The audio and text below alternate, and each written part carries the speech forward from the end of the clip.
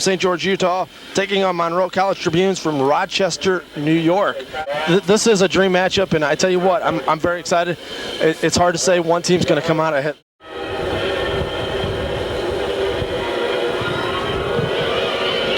The honoring of our country here by playing the national anthem, and some very excited fans. I tell you what, I think this may be the biggest turnout we've had yet. There are quite a few fans who have made their way here from St. George, Utah, and Monroe College. We are broadcasting from the campus of St. Louis Community College of Florissant Valley. This is KCFV Ferguson, the service of St. Louis Community College at Florissant Valley.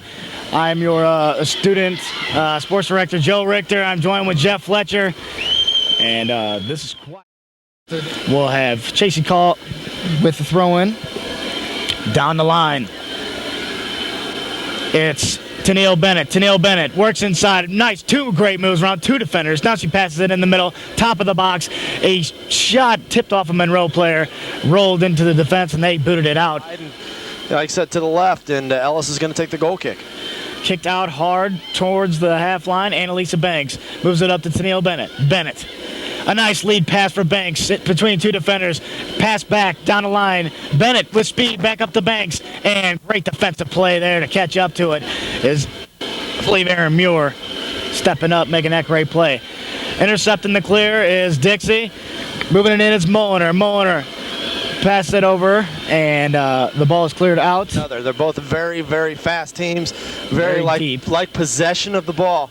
They'll try to control it and make the crisp passes, and both teams are so far been able to do what they want. Just that last line of defense is shut down. What a pass, Annalisa Banks, lead pass for Tennille Bennett. She's all alone working it in the box, a shot, and a great save there, Jamie Waterman. Ediger back to get it. Ediger makes a move around Annalisa Banks, still controls. Crosses it over for Muir. Muir working it in with speed. Muir carrying, moves around the defense. Muir catching up again, trying to center. She doesn't. Great defensive play. Now she centers. Belden, the shot off of a Dixie doll. Work now a shot. Now we have number 15, Carrie Broderick, trying to clear. She gets it up to Banks. Banks over for Mulliner. Mulliner trying to get around Riley. She does. Nice pass.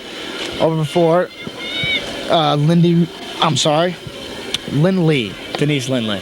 And that's what we're saying, just control, the short, crisp passes, and that was what was working. Except right to Bennett, or Banks. Banks moving, shot off of Ediger. Broderick picks up the loose ball. She shoots a little bit wide. Here's Banks, all alone, the shot and a goal. She was all alone in front after a couple of defense mishaps by the Monroe Tribunes. Yeah, and just defensive errors on that one, and Banks is there to pound that home as the goal kick that started it all off really was not a good one from Ediger. Didn't get high. Banks was there to defend it. She tried taking a shot, blocked, kicked back out. Broderick ended up with it. She took a shot and went wide off a Monroe player, right back out in front to Banks. And really, you got to give Waterman credit. Waterman went up, got a hand on it, just not enough, and directed really almost straight up into the goal. So a 1-0 lead early for Dixie College, 30-36 left to go in the first half. And 1-0 game so far, but don't expect that to be all the scoring at this game. That's right. We got two great teams. Clear by Muir. That was a long pass intended for Kayla Castor. Now we have Mulliner picking it up. She moves around Kim Riley. Mulliner, nice move. She got Kayla Castor in front of her now. She passes it up to Krista Davis. Davis moving in past the half line. She has Annalisa moving up, and she goes down the sideline intended for Bennett. Great defensive play. Yeah, Ediger not giving any ground over there, as the only place she really had was head that ball out of bounds. But you got to keep it out of the defensive zone for your team. Long kick, not an easy save at all for Jamie Waterman, but she makes it. That was a long, slow kick right into the wind. There's no telling where it's going to land with the wind blowing that hard. Yeah, I think the wind played a lot with that ball, and Waterman not quite sure, but. Once it hits her hand, she's got some real soft hands. Bounces over the head of Santiago. Banks picks it up. Banks the shot. And another goal. Waterman could not jump high enough for that one. A great shot. Banks. The ball was tried to clear, and it went over the head of Santiago, which took her out of position. She was going up for the ball, chasing it, trying to clear, and that left Annalisa Banks all alone to come in and fire the shot from the top of the box before any other defenseman could catch her. 2 quick goals for Dixie College. Tough plays there. 3 minutes apart, 27-51, and of course her second of the game, Annalisa Banks. We have Kayla Castor trying to drop it back. JP over there. And now it's cleared out as Mulliner moves it upfield to Neil Bennett. She has one to beat. She does. She goes around her. It was Editor, and now she passes it in. Mulliner now picking it up on the sideline. She kicks it into the box, a little too far out of the reach. We'll try it again. Throws it down the sideline, headed again by Krista Davis. Now we have Amanda Hafen getting intercepted. And now we have Molly Kroll. She Offside. moves in. She's offside. She goes She's offside. Still can't hear the whistle. They're still playing on, but yeah, she was way offsides. The linesman back here called it a long time ago. They just kept playing. With a minute left here in the first overtime. It's like Morgan Coons is the one that was going to run up and take it for a second, try to get things going quick. Davis is going to boot it. She puts it up real high and long.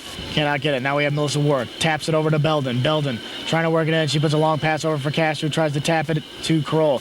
Melissa Work gets hammered as she's putting a pass over. And now we have Michelle Ryder down for Melissa Work. Work trying to work it in the middle, and it's a pass shot, and it bounces a couple times right to Morgan Coons. That is the end of the first overtime.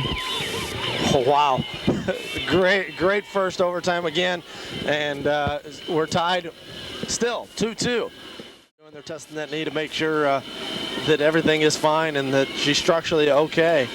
Now we have Annalisa Banks as the second overtime has started. Banks trying to work it in on the sideline now. She passes it down low for Mulliner. Mulliner working it into the box. She crosses for Bennett and stepping up as Santiago to intercept it. But here's a shot and a goal! That's the winner right there!